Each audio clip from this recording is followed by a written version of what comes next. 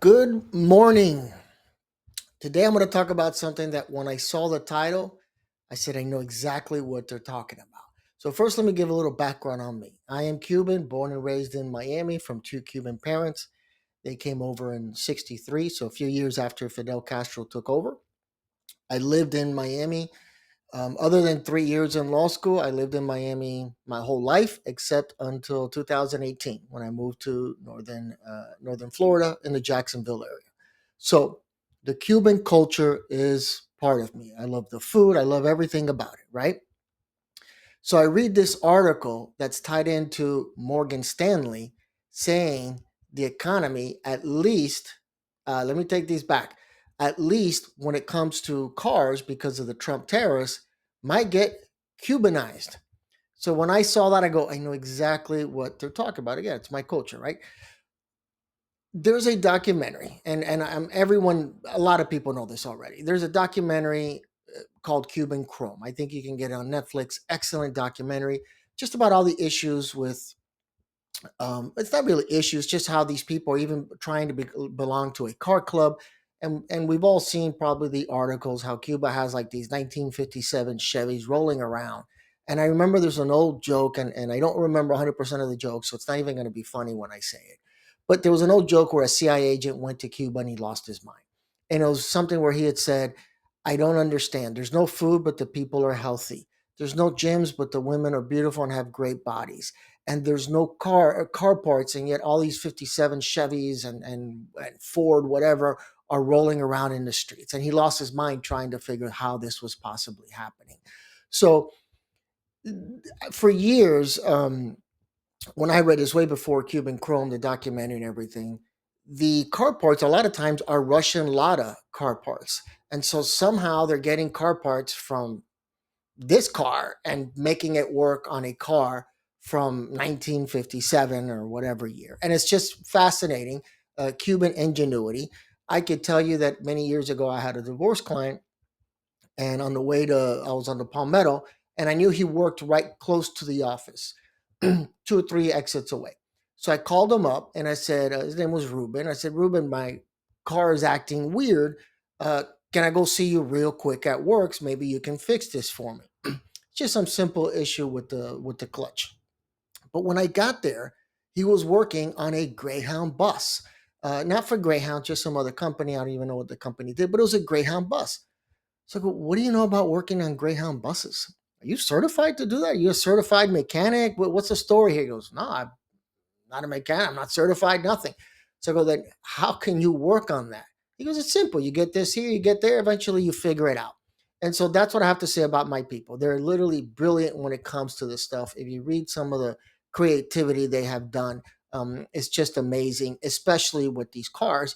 And Cuban Chrome is about that. You see how these people are getting car parts and somehow make it work. They got beautiful paint jobs. I mean, the whole thing is really fascinating, and it's a kind of a tearjerker at the end.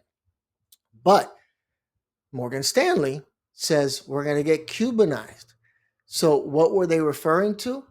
To that part, the fact that if the tariffs come in at 25%, that Americans are going to start doing what the Cubans did, which is basically keep their car longer, have it there. If a part breaks down, they'll, rather than get a new car, they'll fix it. I did that for years. I had an F-150. Man, I had that 11 years, I think, way over 100,000 miles. Still drove as smooth as the day that I got it. Cross country, maybe 4 times I took that truck across country. And I'm talking not even from Jacksonville would at least save me 400 miles. I'm saying from Miami, not to mention endless trips to North Carolina, the Keys. I loved that truck. And I felt bad giving it up just because it was just, I guess I was Cubanizing. It was just like that truck was indestructible. I did get an F-250 now, and I love that truck, of course. There's just a car payment attached to it. But um, it does make sense, right? I have been saying from the beginning, you need to be prepared one way or another for what potentially is a recession. And by the way, if we don't meet the definition of a recession, okay, we're still might hit some rough times. And so if that's the case, how are you going to be prepared? Cubanizing is one way, especially when it comes to cars. Now, there's a it's a catch 22. I have, I'll start with May 5th starts the student loan wage garnishment, right? So that's one way you have to be prepared for, a couple $100, who knows, whatever coming out of your bank account or from your paycheck. I'm sorry. But I said, depending on your situation, maybe now's the time to buy a car because you're trying to avoid the tariffs, or you're going to end up buying a used car just to skip the tariffs altogether. But the flip side is you're also getting into more debt. And so that means maybe holding on to your car longer. The problem is the longer you hold on to your car, and more people do, the worse that's for the economy overall. But I guess car parts and all that work. The latest I heard was Trump was trying to exempt car parts. So that would be good. I mean, maybe it's not a lot, but $100 is still now $125. So it does catch up at the end of the day. But there's one example of people adjusting. Not only my culture with Cubans adjusting to the economic situation, but also now Morgan Stanley saying this might be something that people are going to do, whether they realize it or not.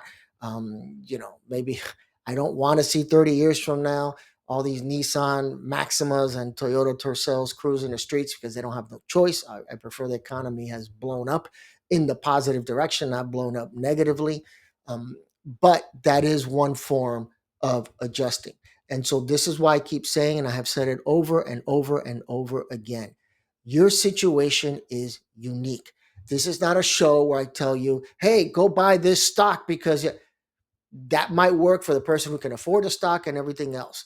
What I try to convey is your situation is unique, and it means you have to sit down, analyze it, and ask yourself, how could I possibly be affected? And the cards is one way. The empty shelves.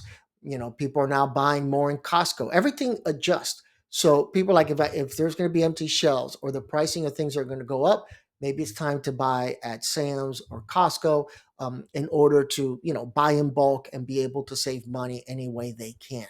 I mean, I've read of people already. One example was I think she was a teacher, said rather than buy new sweatpants, she just dyed them. Other people are saying they're doing their own hair and nails. So it's all these little things that you might have to do to adjust.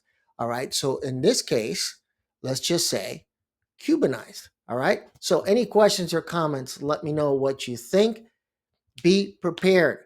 The student loan wage garnishments are around the corner. I did do a blog and video on that. I'll post it below to tell you what steps you can take to prepare yourself. All right, everyone. Take care. I forgot I have to drink my coffee here. I got all excited about the Cubanized thing. Hold on. But be prepared. Enjoy that cup of coffee. Enjoy that adult beverage late in the day or late in the evening. Once you come home from work, you deserve it. All right, everyone. Take care of yourselves, and I'll see you at the next video.